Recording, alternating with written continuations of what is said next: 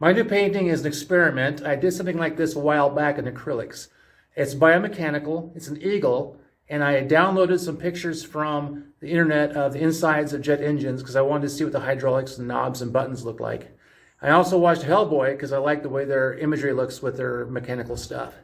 I did this in watercolors, pencils like usual, and my ink wash. I hope you can learn something from this from watching it. It's kind of like my other ones, but this one, the biomechanical stuff, is really fun to do. And if this one goes over, I'm going to try another one later on too, because I have another picture downloaded, ready to go. So like and subscribe, and thanks for following me. Welcome to my biomechanical painting demonstration. Today, I will be creating a unique piece of art, a biomechanical eagle inspired by the intricate designs found in nature.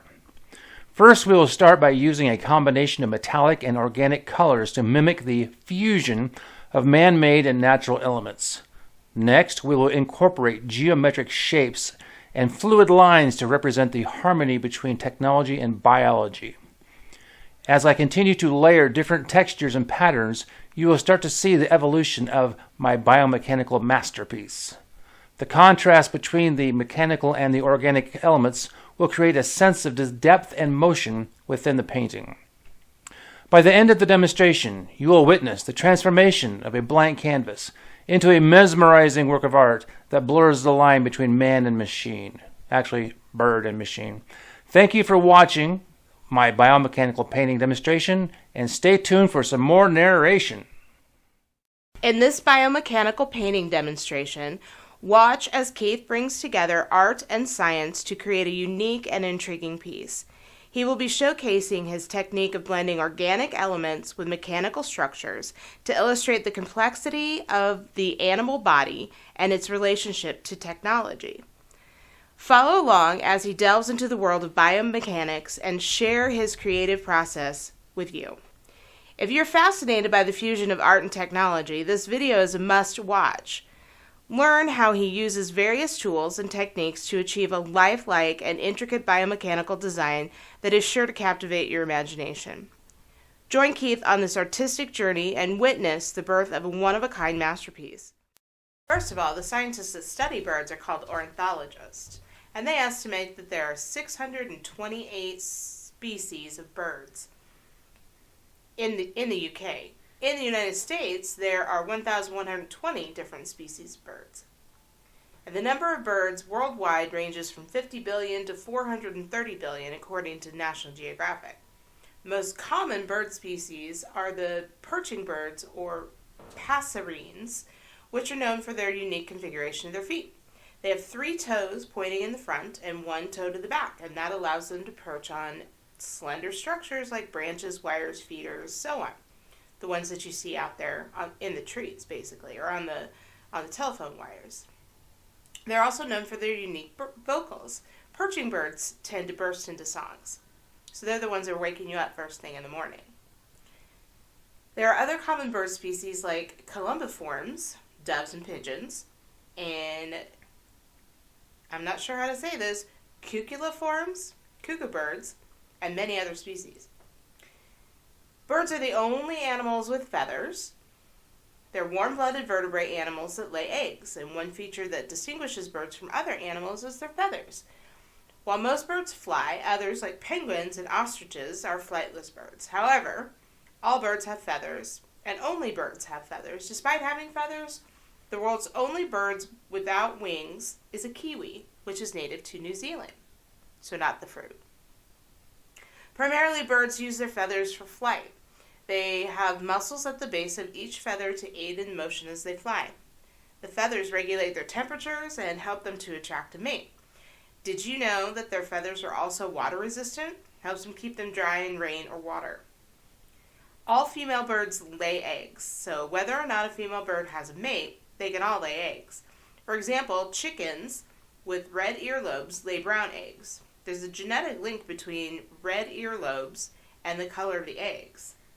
The Araucana, and I don't even know how to say this stuff, those guys they're chicken species, and they lay green and blue eggs, which is kind of interesting, but it doesn't change the taste. The smallest bird egg comes from the hummingbird. Female birds generally increase their reproductive activity depending on the environment and depending on environmental changes to prepare for egg laying and taking care of their chicks. After laying their eggs, baby birds mature and hatch out of the shells. Birds create nests to incubate their eggs and take care of their chicks. We can find birds all over the continents of the world. There's thousands of bird species. Birds are the only creatures that we can find in every continent of the globe across South America, North America, Africa, and so on. Birds can occupy different environments, and they also migrate from one habitat to another as the seasons change to find food and to seek shelter for their young. And you've heard the saying, birds of a feather flock together. They do that to protect themselves. A group of birds is called a flock. Birds in a flock belong to the same species and move together in a coordinated fashion. Flocking has various benefits for different species. It helps to protect most species against predators, and flocking helps them stay alert as they can all look in different directions.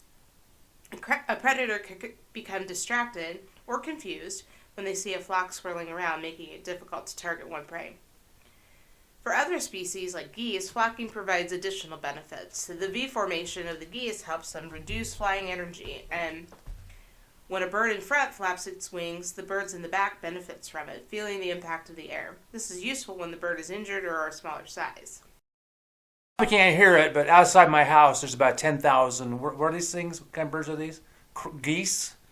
And they're Canadian geese and snow geese. They're migrating. They're migrating right now. If you go outside, it's like 10,000 of them, and they're really super, super loud. And we were out driving around the other day, and we came across this lake, and they were all in the lake and all around the lake and all in the sky. I don't know if they do this around where you're from, but we're from like lower middle Nebraska, and I don't know where they're migrating from. And you probably heard of what's the other, and the cranes that come through Nebraska. Sandhill cranes. And they're well known. Nebraska is the sandhill capital of the world, apparently. Yeah, people come here and they rent hotels and they bring their binoculars and they sit there and take pictures of these cranes. I've never actually personally seen them, even though I've lived in Kearney for 5 years. You've driven by them, but so right now on the screen, I'm putting a little bit of some background on this eagle, and if you can see on the upper right-hand corner, I put all my biomechanical stuff.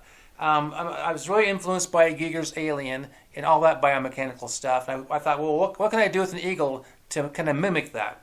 So I downloaded off the interwebs some pictures of big 747 engines with the metal taken off. So you can see all the guts. So I can see all the tubings and all the hydraulics and all the buttons and whatnot to give me some ideas on the hoses and what I could do with my bird here. And so behind his head, right now I'm kind of coloring in that with some grays. Over the years, I've worked really super hard to try to be able to do metal and reflective objects. And I've studied it, like chrome on a motorcycle tailpipe, that kind of stuff. And I kind of got it down to a pattern now where I can kind of halfway do it. So if you're into this kind of stuff, just watch how I do this chromey looking stuff on his head. Cheryl, what else is going on here? With the painting or with the birds? With the birds. Oh, well, one interesting thing I know about sandhill cranes, it's illegal to hunt them here as they're migrating through, but like in places like Oklahoma, they do hunt them and they actually, use them for meat, and apparently it's quite tasty. I wouldn't know. I'm a chicken kind of guy. Yeah. And turkey, But it's kind of cool in the springtime. Because right now, I'm surprised you can't hear it through my wall. They're so loud.